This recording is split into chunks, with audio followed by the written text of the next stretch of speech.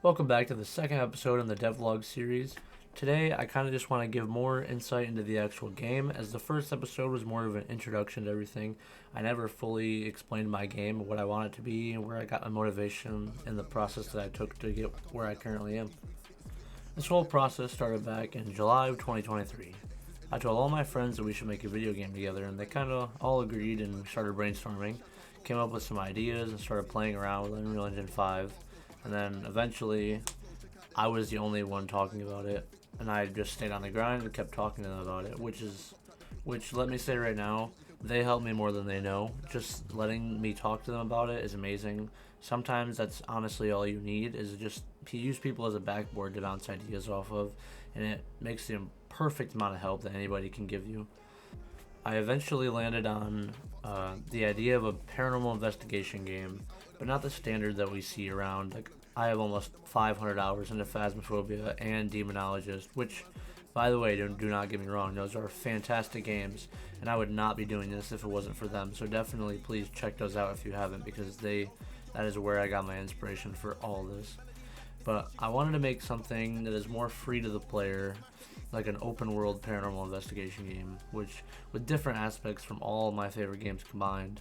So there's a couple monsters that you have to avoid, and you can kill. There's options to kill them. You just have to look for them, and then you start out with a missing persons report, which is the quote unquote contract you select at the beginning of the game to identify what you're going after.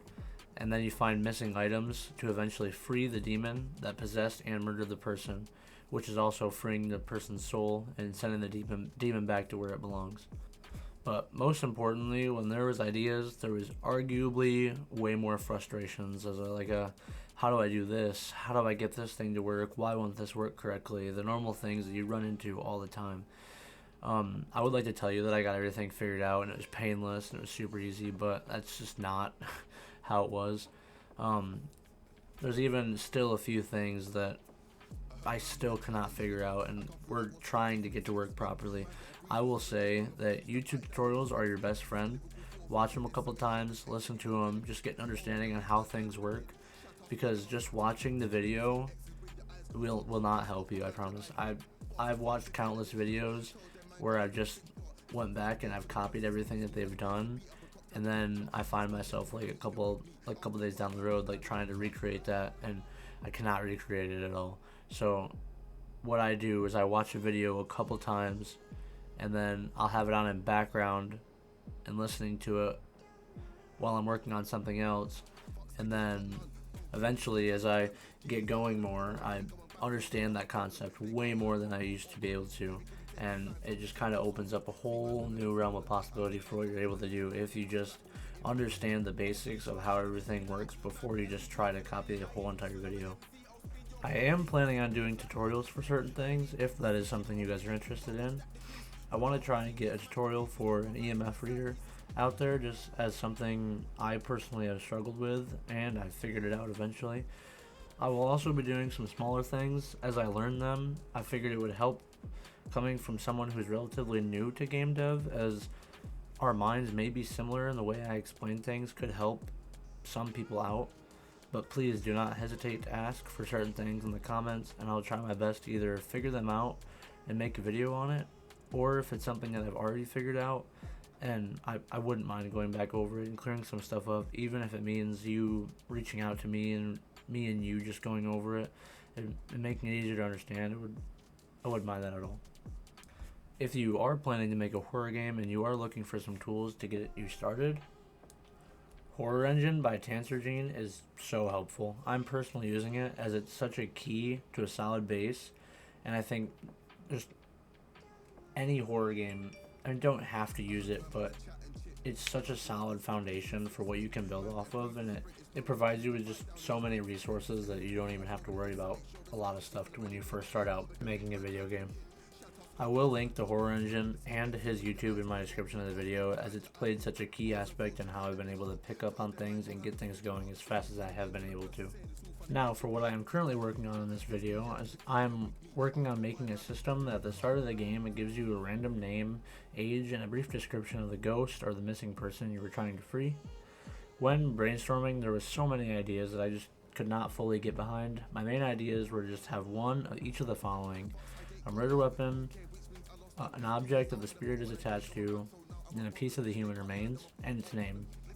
The name part was the one that I struggled with finding an exact idea on how I was going to get. I then decided it would just be a gimme piece of evidence that you start the game off with. This may end up changing once I import harder difficulties into the game. It may turn into something where you have to go find the missing person's report to find out what you may be looking for, and I've also kind of played with the idea of leaving clues on the back of the paper that sort of hint you at what items you were having to find and all that sorts of things. So let me know if that is something that you guys would enjoy seeing, and I'll try to work on implementing that to work with the idea or work with the items that it spawns. And for what I am planning on working on for the game in the upcoming weeks is just more horror. As now, yes, the game for some people is eerie and unsettling, but it needs more of that authentic horror feeling. I just want to add some sort of grotesque parts and some spine-chilling moments, but all of that comes down to brainstorming and finding the right assets I can use for these, whether it be models for certain things or just random sounds that I can import and place along the way. I also just need to get a solid base I can work with for how to add this sort of randomness to the events outside along the path or in the woods or inside some of the houses. As just doing a couple horror events to make it where I like them, it takes a while. As much as I would love to just sit here and work on the game all hours of the day, I have a personal life and full-time job outside of the game, especially with the game not paying at all. I can't risk my main job just to get more time on development. That is one thing that solo development sucks for, and if you aren't doing it, then who is, honestly. Thank you guys so much for watching this second episode of the devlog. Please check out my game on Steam and Patreon and everything I have linked in the description.